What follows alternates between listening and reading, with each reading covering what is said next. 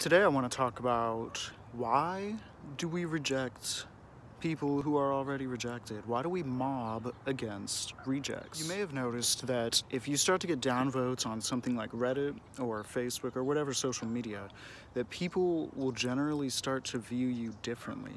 They will be more likely to downvote you or reject you or argue against you. It almost seems like they are arguing to gain points from Reddit at large or whatever.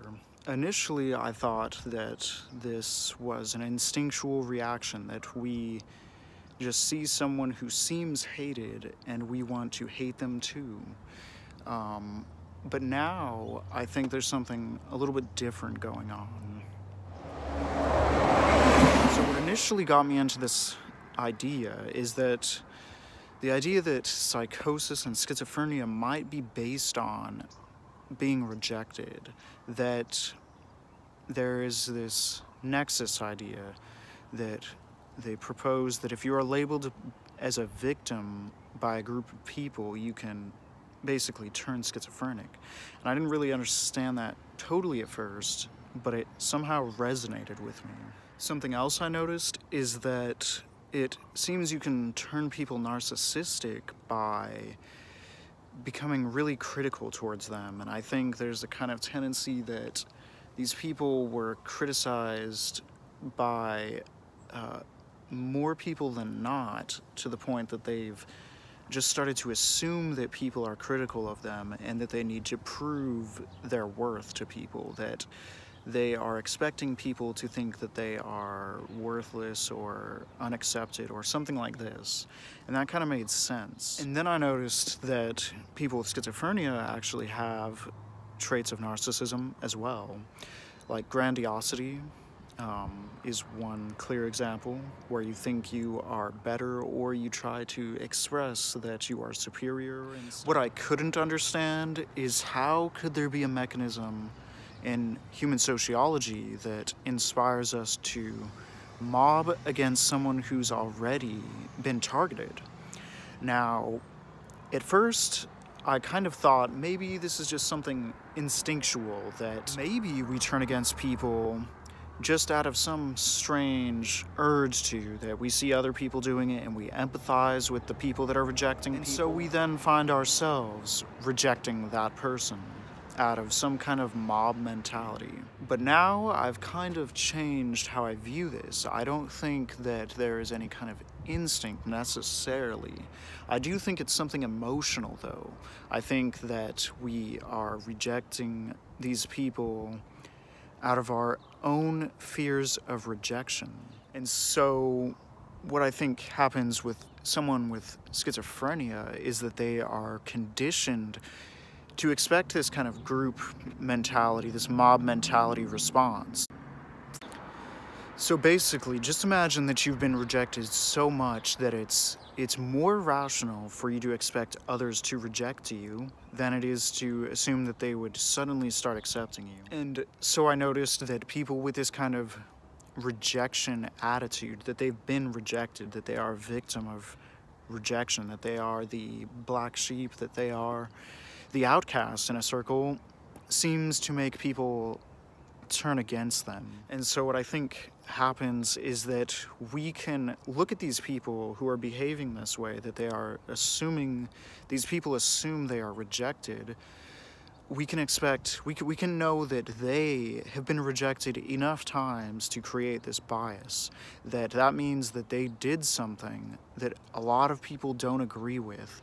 And we are afraid of rejection. And so when we see people being rejected like this, our way of making sure that we don't become rejected is to disagree with this person on any points they make. It is our own fear of rejection that drives this behavior, that someone can come up with a radical theory or idea, let's say even a conspiracy. That's common with people with schizophrenia, for example.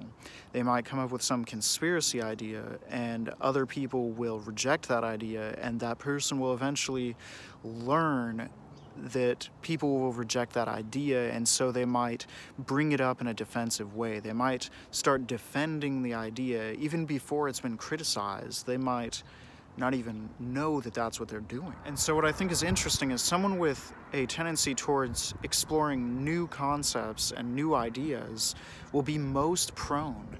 It is the creative individuals that will be most prone to this problem.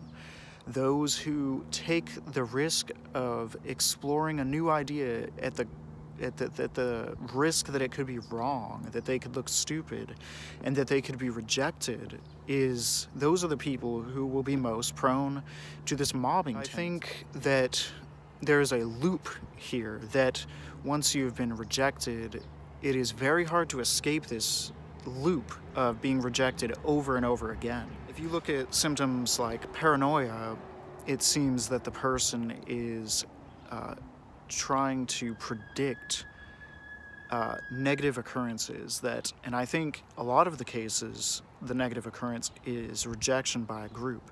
It is social paranoia.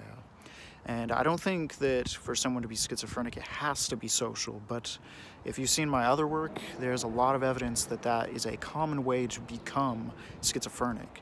Even when you come up with some kind of conspiratorial paranoid idea, people will reject you, and it will manifest as a social paranoia eventually, no matter what. And with creativity and exploring new ideas, we generally fear the costs of newness. We make shows like Black Mirror, where we're fear-mongering new technology, for example. We have just tons of stories in our culture about this kind of fearing of the unknown, fearing of new.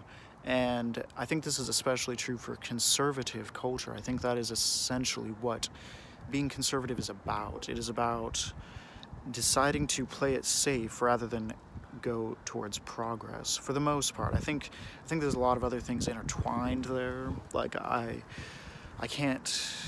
there's a lot of norms, I would say, in conservative culture.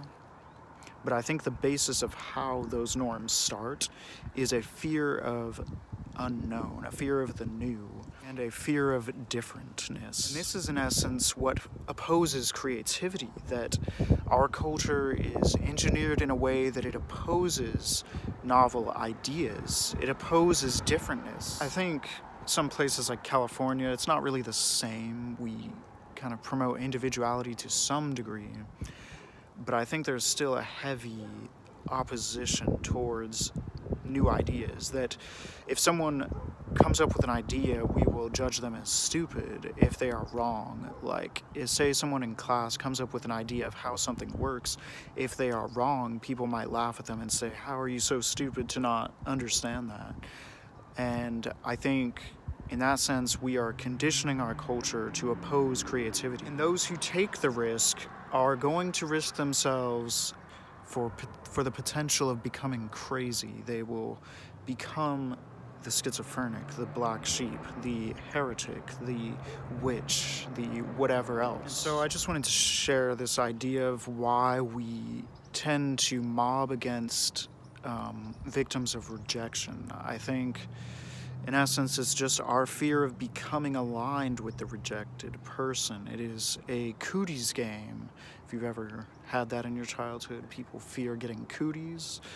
So it's kind of the same idea, just that people still play that game while they're adults. If you like this idea, please subscribe, and you could find links to my website and podcast and all that stuff in the link below, in the description below. And so have a nice holidays or whatever, and here is some truck that is coming to block out what I'm saying.